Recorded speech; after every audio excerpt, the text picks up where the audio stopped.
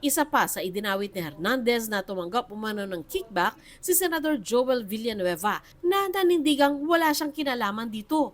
Binalikan ni Villanueva ang umunay litrato ng disappearing messages na umunay usapan ng senador at ni Alcantara noong October 2023. That time po, ang sabi po ni Boss Henry, nagre-request daw po si Senator Joel ng pondo po. Ng almost parang ang pagkakabanggit ni Boss Henry is 1.5 billion. Subalit dun sa parang na pumasok sa conversation po na napicturan, isang kayang ialat lang po sa kanya ni Secretary Bonoan is 600 million. Totoo naman I'm po. sorry, Mr. Chairman. There's nothing there. Kahit na Actual, picture lang yung pinicture mo, there's nothing there that states that, is this a new allegation that you're talking about? Was there a time na I asked or I nominated flood control program sa inyo? Wala po, Your Honor. Ever since po. Ever since, wala, Mr. Chairman. Was there a time na naglabi si Senator Villanueva for any contractor na in-endorse, pinakitaan ng pabor, or nilabi sa iyo, Mr. Alcantara? Wala po, Your Honor. Ipinakita din ni Villanueva kung gaano raw kadali mapeke ang mga umunay usapan sa cellphone. Bit-bit din ni Villanueva ang kopya ng General Appropriations Act at sinabing wala raw naman doon ang sinasabi umanong proyekto niya.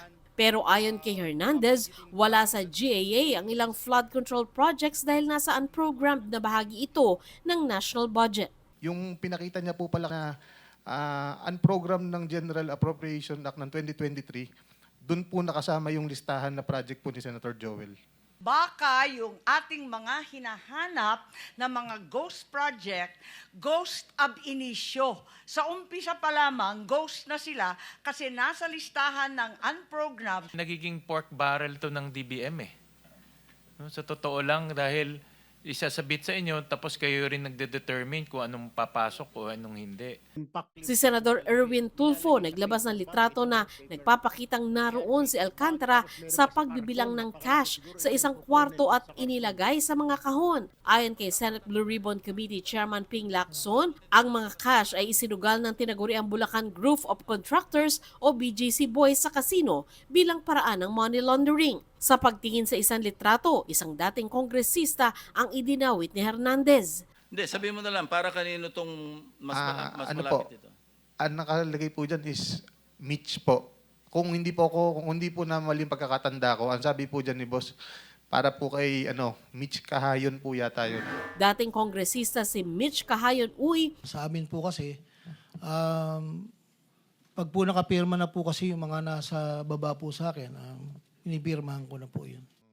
pero git ni Hernandez, magkakasabwat sila sa modus sina Alcantara, Engineer JP Mendoza at Engineer Paul Duya. Sabi ni Hernandez, naisip nilang gumawa ng ghost projects pero hindi raw niya alam kung sino ang proponent o mambabatas na nagpapasok ng proyekto sa budget. Nanindigan naman si Alcantara na wala silang alam sa budget insertions.